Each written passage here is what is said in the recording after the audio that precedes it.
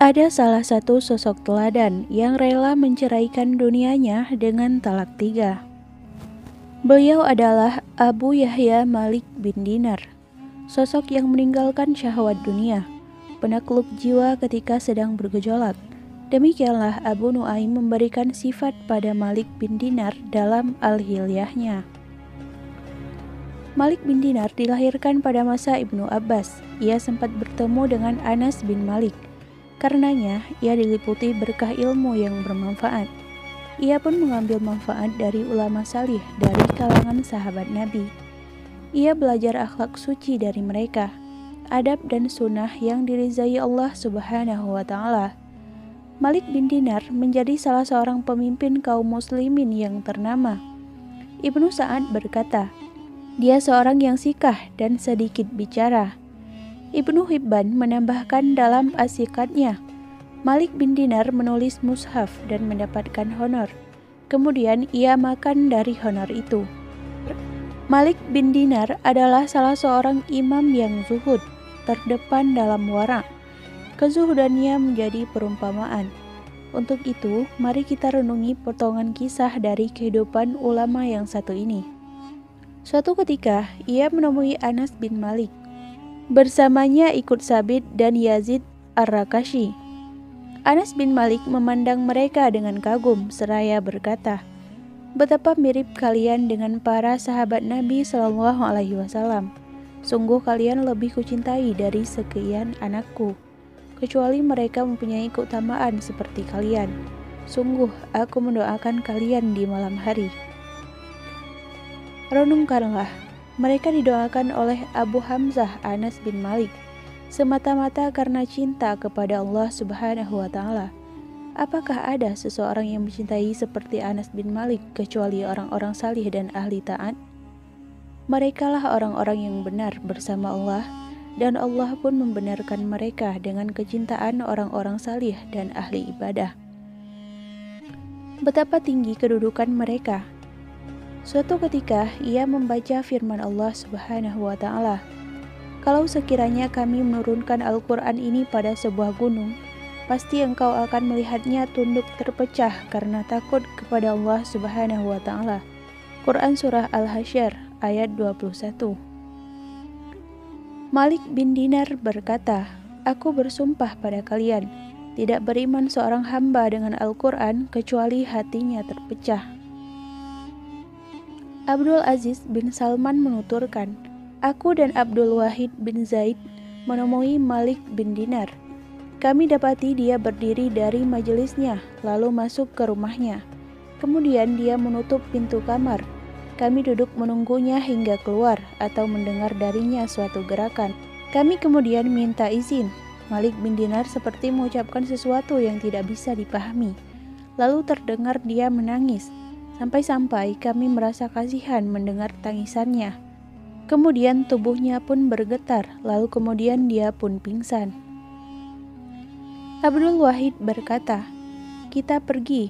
Kita tidak ada urusan hari ini dengan laki-laki ini. Dia sibuk dengan dirinya sendiri. Pada kesempatan lain, ia memasuki kawasan pekuburan. Tiba-tiba ada seorang yang sedang dikubur. Kemudian Malik datang dan berdiri di samping kuburan sambil memperhatikan orang yang dikubur. Malik bin Dinar mulai berkata, wahai Malik, besok beginilah keadaanmu. Tidak ada sesuatu pun yang bisa menolongmu di kuburan. Malik bin Dinar terus berkata, besok beginilah keadaanmu. Hingga ia pingsan dan tersungkur di lubang kubur. Orang-orang pun segera membawanya ke rumah dalam keadaan tidak sadarkan diri. Malik bin Dinar selalu mengulang-ulang, wahai Tuhannya Malik, engkau telah mengetahui penghuni surga dari penghuni neraka, maka di manakah tempat Malik? Kemudian Malik bin Dinar menangis.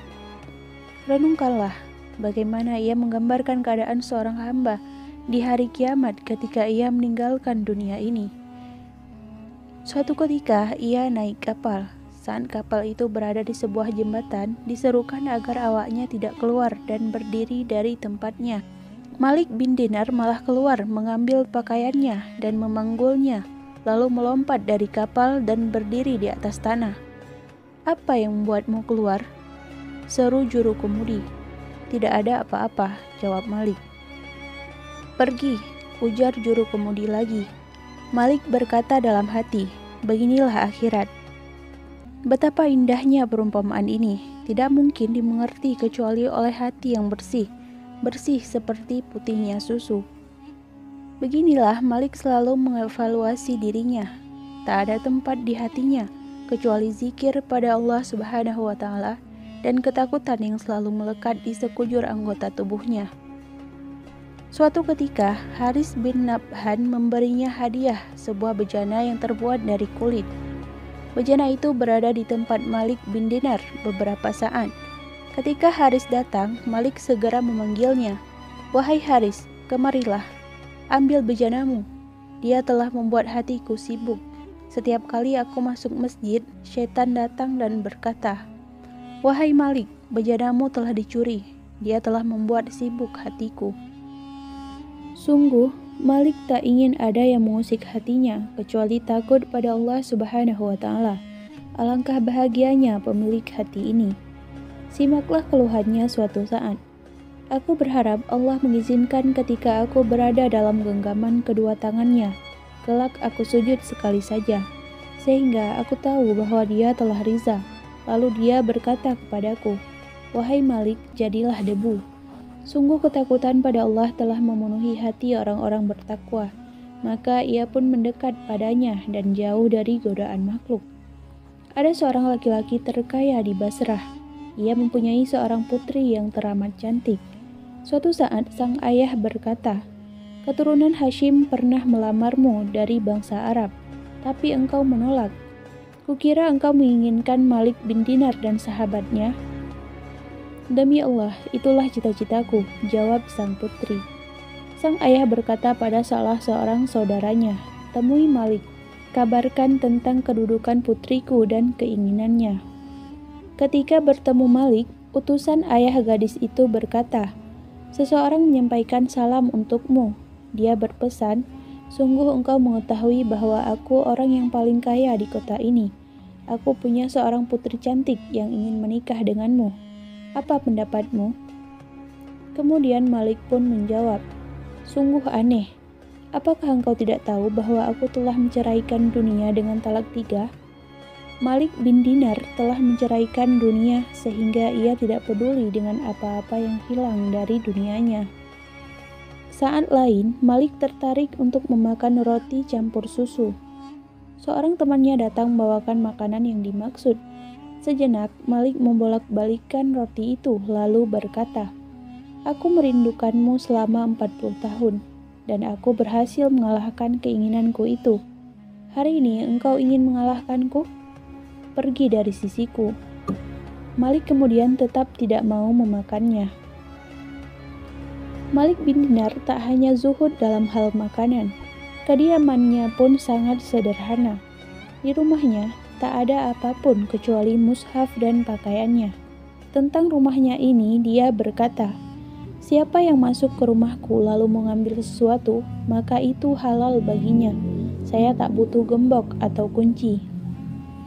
Suatu saat, seorang pencuri masuk ke rumahnya, namun ia tidak menemukan sesuatu apapun di dalamnya. Kemudian Malik berkata kepada pencuri itu, "Wahai pencuri, engkau tidak menemukan apa-apa dari harta dunia. Apakah engkau ingin bagian dari akhirat?"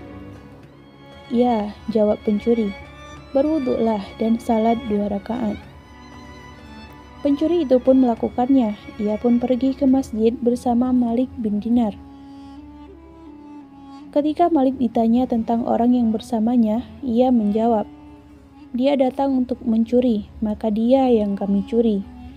Suatu ketika, Gubernur Basrah lewat bersama rombongan dan tentaranya.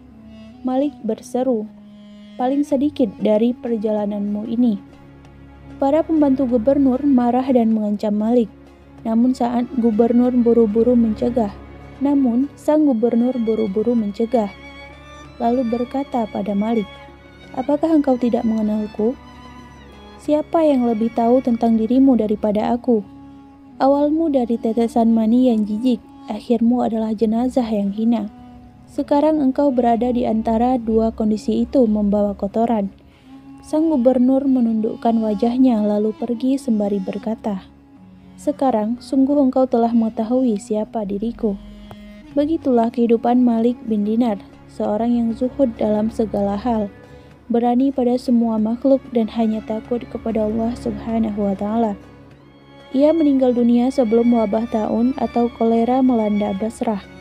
Wabah itu melanda pada tahun 131 Hijriah. Semoga kita semua bisa mengikuti jejak dari Malik bin Dinar. Sampai berjumpa kembali di pertemuan selanjutnya. Akhirul kalam, wassalamualaikum warahmatullahi wabarakatuh.